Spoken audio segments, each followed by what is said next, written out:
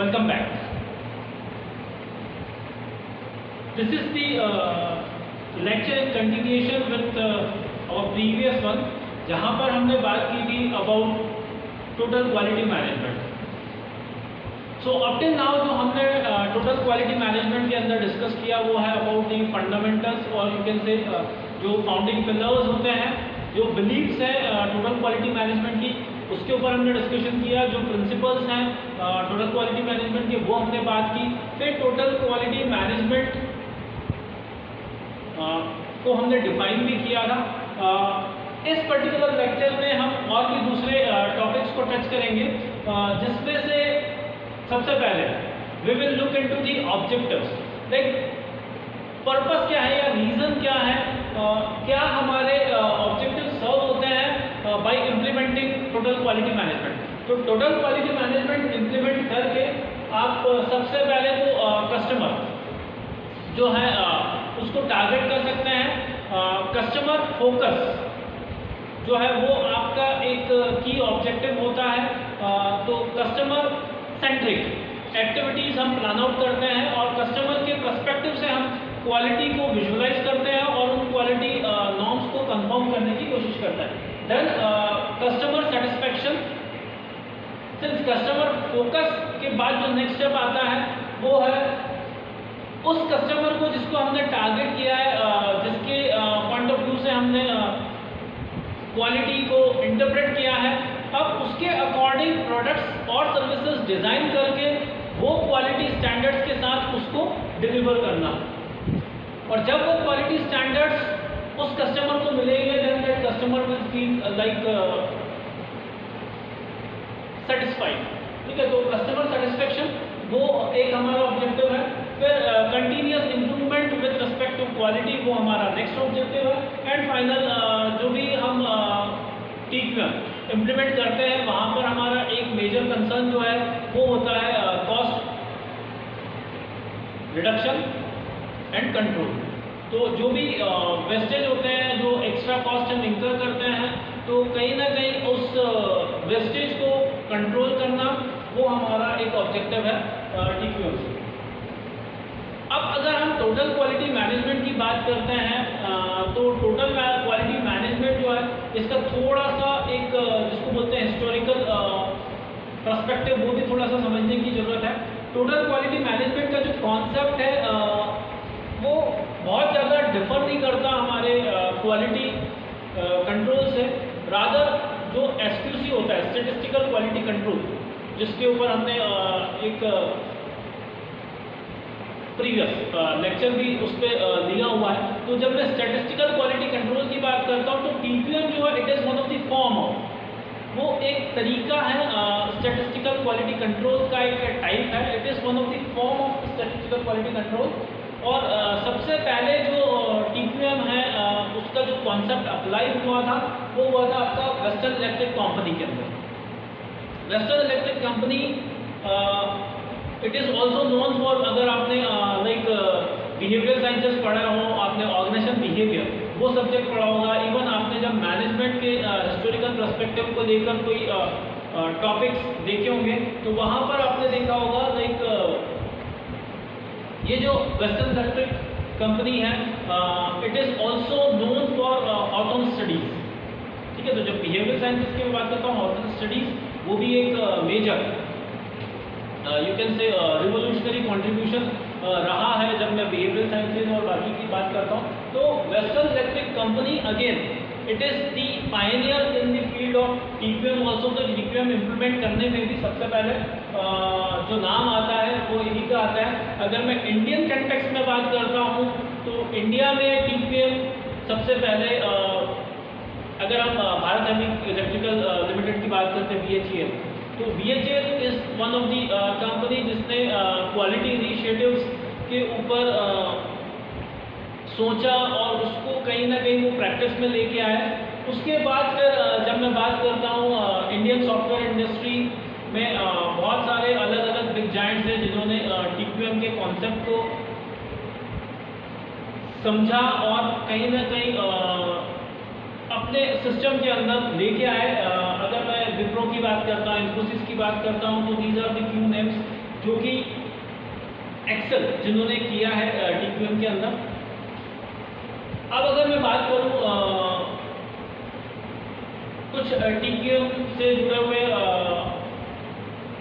Philosophers, thinkers, contributors की, तो TQM field में जो मेजर कंट्रीब्यूशन दिया है उसमें से वॉल्टर ए शेवार्ट जो कि SQC के लिए भी जाने जाते हैं, तो वॉल्टर ए शेवार्ट। देन पे अगर मैं बात करता हूँ Joseph Juran, he is known for Juran trilogy, जिसके ऊपर मैंने प्रीवियस लेक्चर में भी आपको थोड़ा सा एक ओवरव्यू दिया था, तो he is there.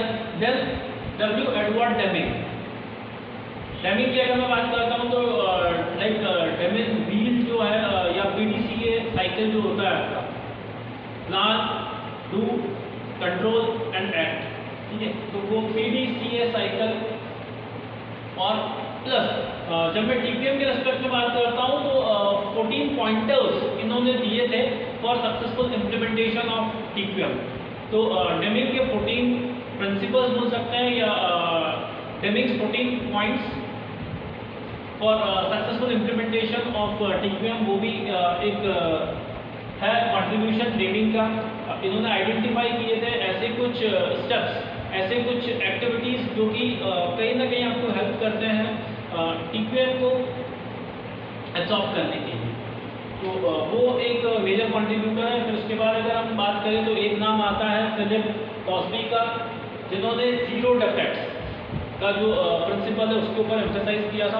According to him अगर आप क्वालिटी की बात करते हैं तो क्वालिटी अगर आप डिलीवर करना चाहते हैं तो you must deliver it for the first time, ठीक है।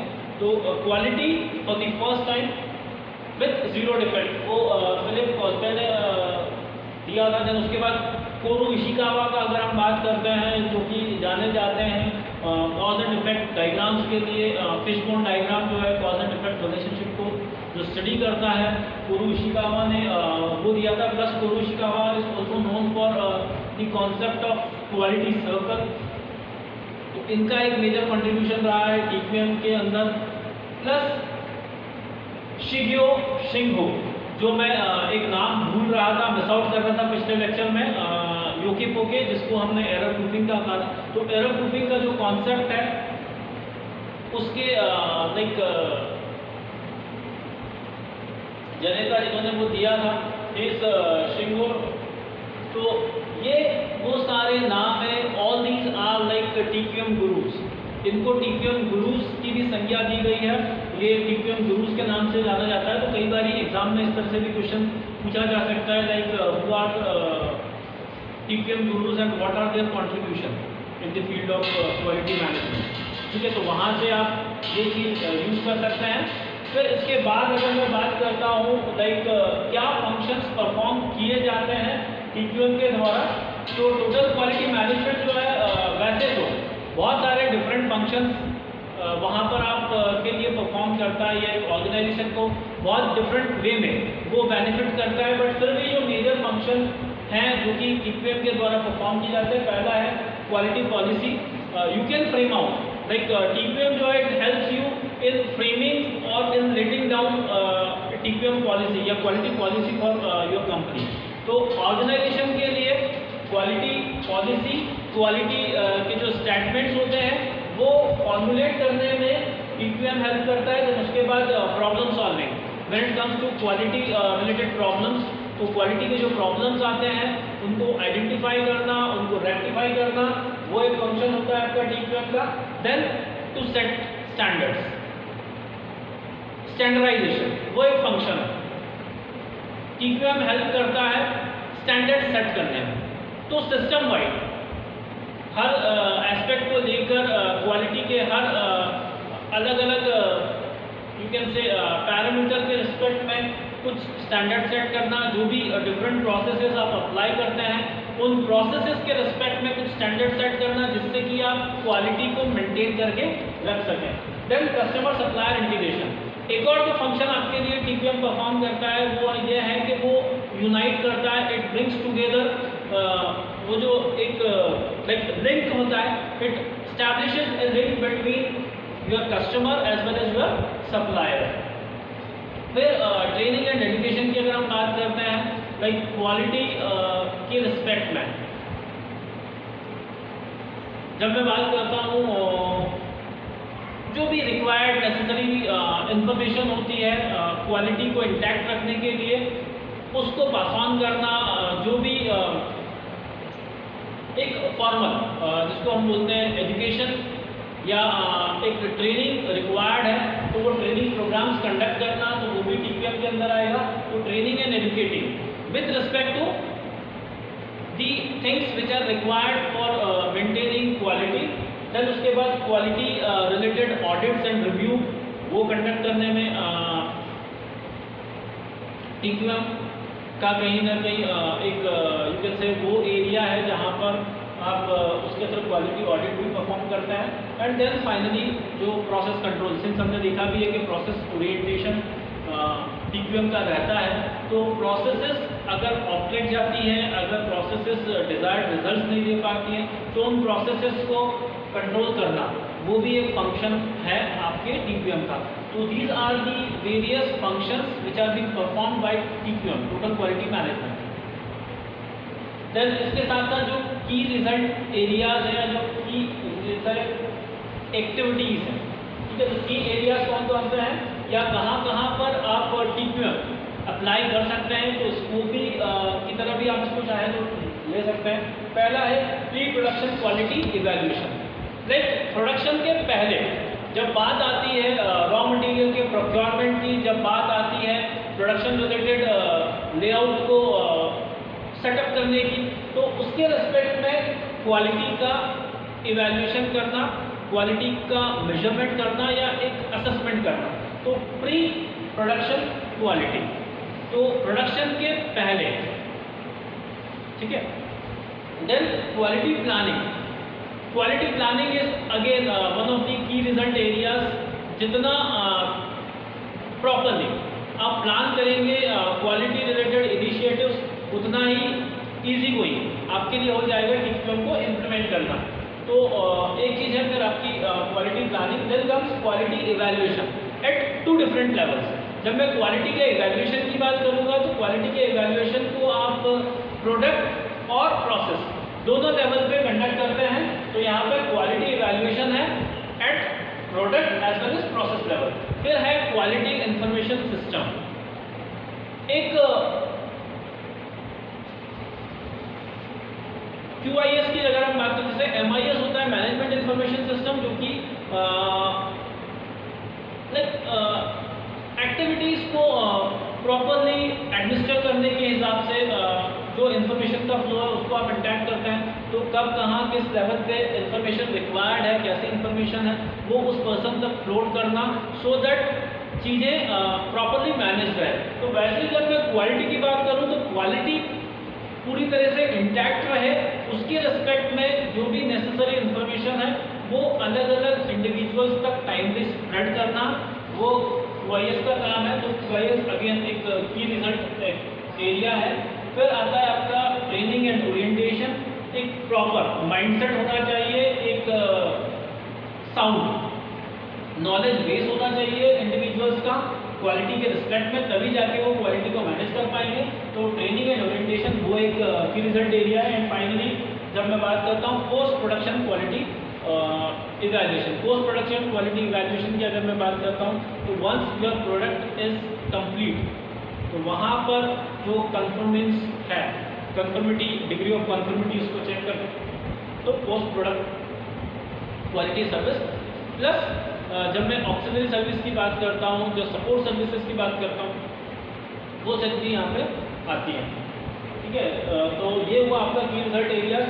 अब क्या बेनिफिट होता है, फ़ायदे क्या हैं, टीपीएम इम्प्लीमेंट करने के फ़ायदे क्या हैं? तो पहली चीज़ तो हमारा कस्टमर सेटिस्फाई रहेगा, क्योंकि सारी चीज़ जो भी हम क्वालिटी रिलेटेड एफर्ट्स ले रहे हैं, लगाते हैं, वो किस लिए लगाते हैं? कस्टमर को फ़ायदा देने के लिए।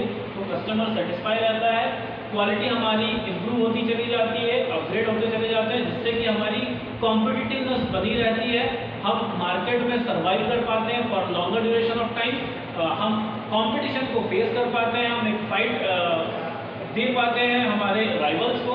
तो रेजेस कॉम्पिटिटिवनेस वो एक पॉइंट है। एब्सेंस ऑफ एडिशनल इन्वेस्टमेंट, कुछ आपको extra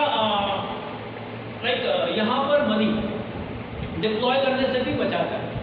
you can prevent yourself, you can आप अपने आप को इसको पता ना, किसी जगह एक चीज होती है prevention is better than cure, ऐसा कहा जाता है।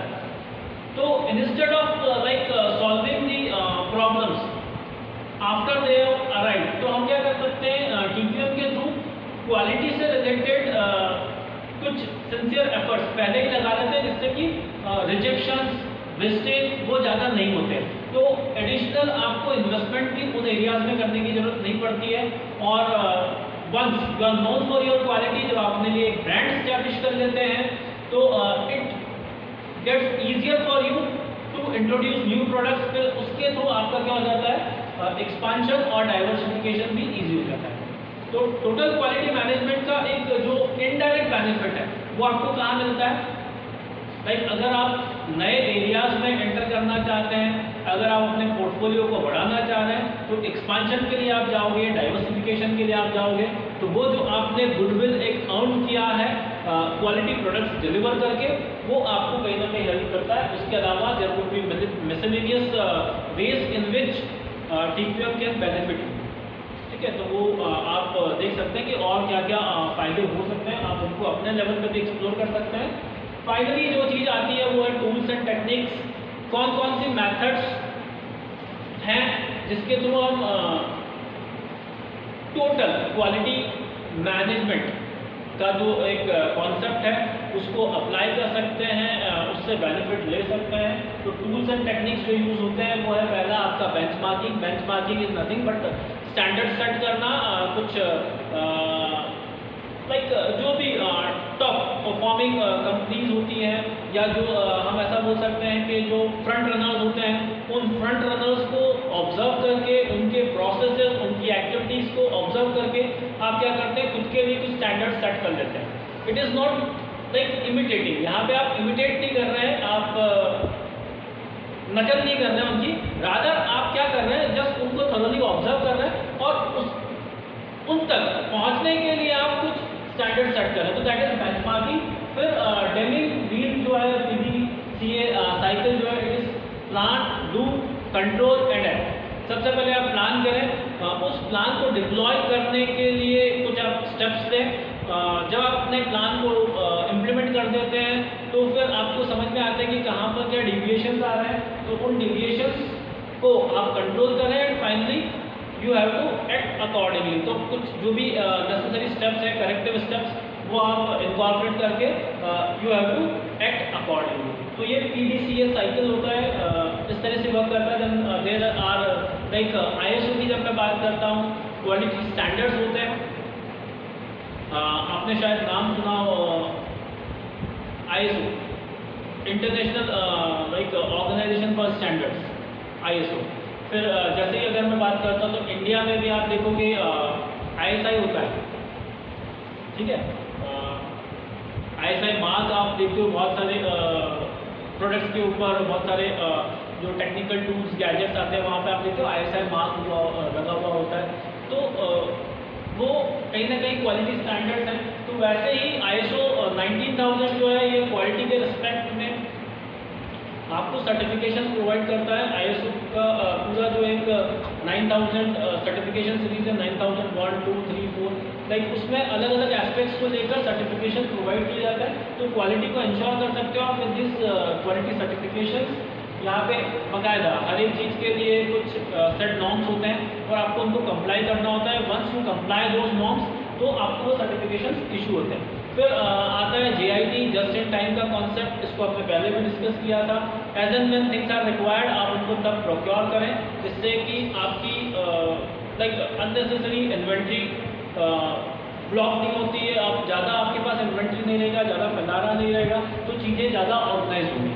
तो जस्ट इन टाइम के थ्रू भी हम क्वालिटी को लेके आ सकते हैं सिस्टम के अंदर। फिर क्वालिटी सर्कल्स होते हैं, PERT CPM जो है, program evaluation and review technique, साथ में क्रिटिकल पाथ मेथड। तो these are the statistical method जो कि आप यूज़ कर सकते हैं। इसके साथ साथ कुछ और स्टैटिस्टिकल मेथड्स की अगर मैं बात करता हूँ तो सी चार्ट, पी चार्ट होते हैं, तो उसके साथ साथ पाई चार्ट होते हैं, bar chart, histograms. These are the various tools जो कि यूज़ किए जा सकते हैं क्वालिटी कंट्रोल के रिस्पेक्ट में, एंड सेम वो TQM में भी आपको हेल्प करते हैं। फिर एक चीज़ होगी आपकी फेमा। फेमा की अगर बात करूँ, this is FMEA, failure mode and effect analysis. फिर आता है आपका फोर्स फील्ड एनालिसिस। जब मैं फोर्स फील्ड एनालिसिस की बात करता हूँ तो वैसे तो बिहेवियर के रिस्पेक्ट में आता है, लाइक जब मैं चेंज की बात करता हूँ तो चेंज और डेवलपमेंट के रिस्पेक्ट में अगर मैं कुछ नई चीज़ें लेके आता हूँ तो बट ऑब्वियस है पीपल विल रेजिस्ट इट, तो कैसे रेजिस्टेंस टू चेंज को कम करना है। और प्लान चेंज की अगर मैं बात करता हूँ तो प्लान चेंज के लिए एक टूल होता है फोर्स फील्ड एनालिसिस, जहाँ पे आप 3 स्टेप्स फॉलो करते हैं, लाइक अनफ्रीजिंग, मूविंग एंड रीफ्रीजिंग। इस तरीके से आप प्रोसीड करते हैं। जो भी रूल्स रेगुलेशन होते हैं आप उसको थोड़ा सा कम करते हैं, आप सिस्टम को थोड़ा सा लिबर्टी या जो भी सिस्टम से जुड़े हुए लोग हैं उनको थोड़ा सा लिवरेज देते हैं, लिबर्टी देते हैं, फ्रीडम देते हैं।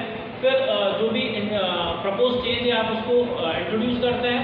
पैरेलली आप दोनों सिस्टम्स को रन करते हैं, and once people get acquainted with the new system आप क्या करते हैं, वापस से रूल्स एंड रेगुलेशंस अप्लाई कर देते हैं। तो उस तरीके से 3 स्टेप में वो फोर्स फील्ड एनालिसिस होगा। Then suggestion schemes is there, आप सजेशन बॉक्सेस और बाकी चीज़ों की बात कर सकते हैं। एक ओपन सिस्टम आप बना सकते हैं जिसमें कि कोई भी फ्रीली आपको कुछ पॉइंट्स फॉर इम्प्रूवमेंट, कुछ सजेशंस के लिए जो भी स्कोप बनता है वो आपको हाईलाइट करके दे सकता है। Suggestion schemes could be there.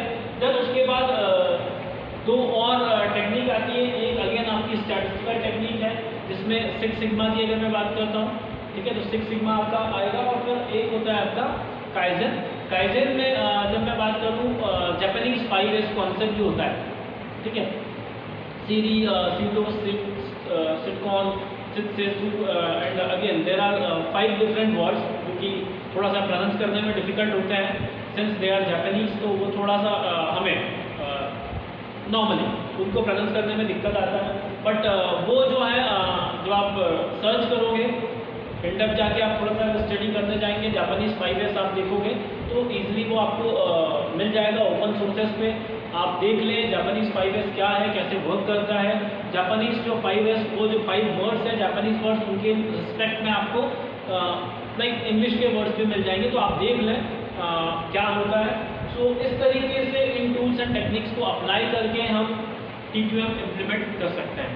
And once you apply तो आपको ये सारे बेनिफिट्स, ये सारे एडवांटेजेस एक्सपीरियंस करने को मिलता है। So this is all about total quality management. तो हमारा यह जो लेक्चर है, ये जो सेशन है हमारा, मैं इसको यहीं कंक्लूड करता हूँ।